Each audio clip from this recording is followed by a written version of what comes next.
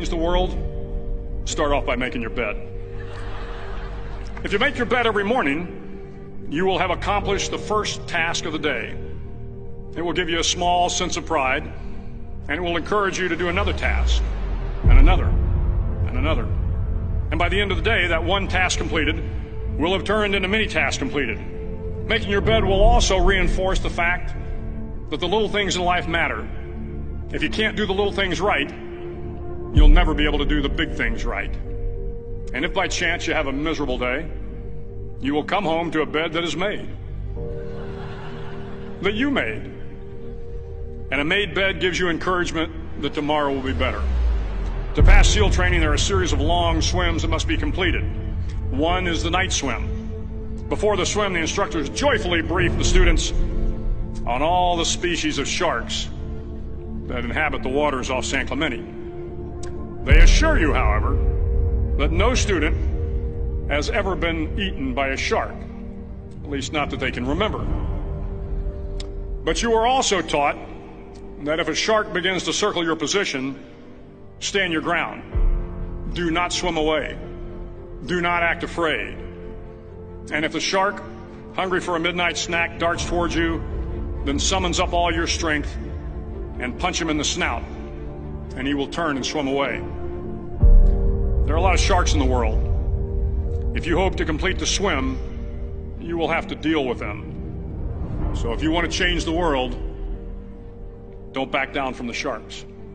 Over a few weeks of difficult training, my SEAL class, which started with 150 men, was down to just 42. There were now 6 boat crews of 7 men each.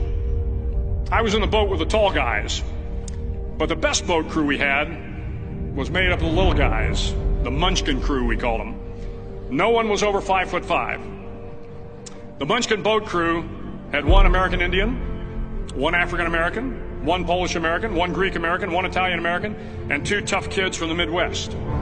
They out-paddled, outran, and outswam all the other boat crews. The big men in the other boat crews would always make good-natured fun of the tiny little flippers the Munchkins put on their tiny little feet prior to every swim. But somehow these little guys from every corner of the nation and the world always had the last laugh, swimming faster than everyone and reaching the shore long before the rest of us. SEAL training was a great equalizer. Nothing mattered but your will to succeed, not your color, not your ethnic background, not your education, not your social status. If you want to change the world, measure a person by the size of their heart, not by the size of their flippers. The 9th week of training is referred to as Hell Week. It is 6 days of no sleep, constant physical and mental harassment, and 1 special day at the Mud Flats. The Mud Flats are an area between San Diego and Tijuana where the water runs off and creates the Tijuana Sloughs, a swampy patch of terrain where the mud will engulf you.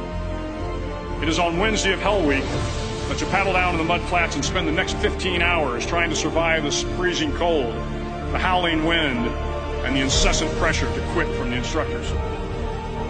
As the sun began to set that Wednesday evening, my training class, having committed some egregious infraction of the rules, was ordered into the mud. The mud consumed each man till there was nothing visible but our heads. The instructors told us we could leave the mud if only 5 men would quit. Only 5 men, just 5 men, and we could get out of the oppressive cold. Looking around the mud flat, it was apparent that some students were about to give up.